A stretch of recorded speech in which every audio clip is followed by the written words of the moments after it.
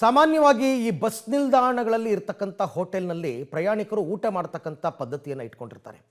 ಅಂಥವ್ರು ಈ ಸುದ್ದಿಯನ್ನು ನೋಡಲೇಬೇಕು. ಯಾಕೆಂದರೆ ಬೆಂಗಳೂರಿನಲ್ಲಿರ್ತಕ್ಕಂಥ ಬಸ್ ನಿಲ್ದಾಣಗಳಲ್ಲಿ ಇರ್ತಕ್ಕಂಥ ಸುಮಾರು 180 ಹೋಟೆಲ್ಗಳಲ್ಲಿನ ಆಹಾರ ಸುರಕ್ಷಿತವಾಗಿಲ್ಲ ಅಂತ ಆಹಾರ ಇಲಾಖೆನೇ ಹೇಳಿದೆ. ಈ ಬಗ್ಗೆ ಒಂದು ರಿಪೋರ್ಟ್ ಇದೆ, ನೋಡೋಣ ಬನ್ನಿ. ಬಸ್ ಸ್ಟಾಪ್ ಸುತ್ತಲಿರುವ ಹೋಟೆಲ್ಗಳಲ್ಲಿ ಊಟ ಮಾಡುವ ಮುನ್ನ ಎಚ್ಚರ. ಬಸ್ ನಿಲ್ದಾಣದ ಸುತ್ತ ಇರುವ ಹೋಟೆಲ್ಗಳ ಆಹಾರ ಗುಣಮಟ್ಟ ಪರಿಶೀಲನೆ. 780 ಹೋಟೆಲ್ಗಳ ಪೈಕಿ 180 ಹೋಟೆಲ್ಗಳ ಫುಡ್ ಸುರಕ್ಷಿತವಲ್ಲ. ಸ್ವಚ್ಛತೆ ಕಾಪಾಡುವಂತೆ ಆಹಾರ ಮತ್ತು ಸುರಕ್ಷತಾ ಇಲಾಖೆಯಿಂದ ನೋಟಿಸ್. ಗೋಬಿ, ಕಬಾಬ್ ಮತ್ತು ಪಾನಿಪುರಿಗಳಲ್ಲಿ ಬಳಸುವ ಕೃತಕ ಕಲ್ಲರ್ನಲ್ಲಿ ಕ್ಯಾನ್ಸರ್ ಕಾರಕ ಅಂಶಗಳಿದೆ ಅಂತೇಳಿ ಕಲ್ಲರ್ ಬಳಕೆಗೆ ಆಹಾರ ಸುರಕ್ಷತೆ ಮತ್ತು ಗುಣಮಟ್ಟದ ಇಲಾಖೆ ಬ್ಯಾನ್ ಮಾಡಿದೆ.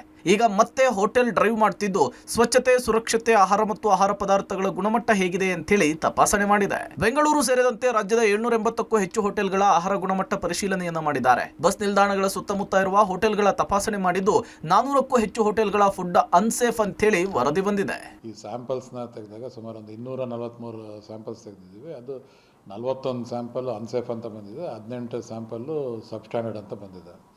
ಸೊ ಈ ನಿಟ್ಟಿನಲ್ಲಿ ಸುಮಾರು ಒಂದು 4 ರಿಂದ 5 ಕೆಮಿಕಲ್ ಅಂದರೆ ಬ್ರಿಲಿಯಂಟ್ ಬ್ಲೂ ಇರ್ಬೋದು, ಸನ್ಸೆಟ್ ಎಲ್ಲೋ ಇರ್ಬೋದು, ಟಾಟ್ರಝೈನ್ ಇರ್ಬೋದು,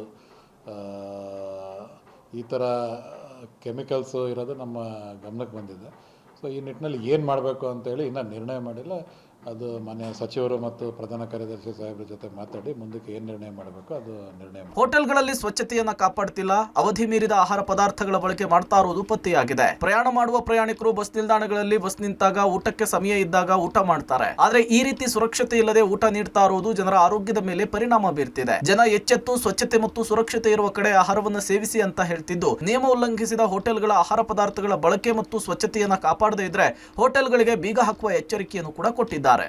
ಈಗ ನಾನು ಅದನ್ನೇ ಹೇಳೋದಲ್ಲ, ಬಸ್ ಸ್ಟ್ಯಾಂಡಲ್ಲಿ ಮಾಡಿ ಅಂತ ಹೇಳಿದ್ದು ಇದನ್ನೇ 780 ಕಡೆ ನಾವು ಚೆಕ್ ಮಾಡಿದಾಗ ಬಸ್ ಸ್ಟ್ಯಾಂಡ್ಗಳಲ್ಲಿ ಇವನ್ನೇ, ಒಂದು ಸ್ವಚ್ಛತೆ, 2 ಅವಧಿ ಮೀರಿ ಮಾರಾಟ ಮಾಡ್ತಿರೋ ಪದಾರ್ಥ, ಅದು ಸಹಿತ ನೋಡಿದಾಗ ನಾನು ಅದೇ ಹೇಳಿದ್ದು 128 ಕಡೆ ಸ್ವಚ್ಛತೆ ಇಲ್ಲದೆ ಇರೋದು ಬಂದಿದೆ, ಮತ್ತು ಒಂದು 7-8 ಕಡೆ ಅವಧಿ ಮೀರಿದ್ದು ಇದಿದೆ. ಅವ್ರ ಮೇಲೆ ಕ್ರಮ ತಗೊಳ್ಳಿ ಅಂತಲೂ ನಾವು ಈಗಾಗಲೇ ಡೈರೆಕ್ಷನ್ಸ್ ಕೊಟ್ಟಿದ್ದೇವೆ. ಒಟ್ಟಾರೆ ಬಸ್ ನಿಲ್ದಾಣದ ಸುತ್ತಮುತ್ತ ಇರುವ ಹೋಟೆಲ್ಗಳ ಫುಡ್ ಅನ್ಸೇಫ್ ಅಂತ ಹೇಳಿ ಹೇಳಲಾಗ್ತಾ ಇದೆ. ಆಹಾರ ಸುರಕ್ಷತೆ ಮತ್ತು ಗುಣಮಟ್ಟದ ಇಲಾಖೆ ನೋಟಿಸ್ ಅನ್ನು ಜಾರಿ ಮಾಡಿದ್ದು, ಜನರಿಗೆ ಮೋಸ ಮಾಡುವ ಹೋಟೆಲ್ಗಳ ವಿರುದ್ಧ ಕಠಿಣ ಕ್ರಮ ಜಾರಿ ಮಾಡ್ತಾರಾ ಅನ್ನೋದನ್ನ ಕಾದು ನೋಡಬೇಕಿದೆ.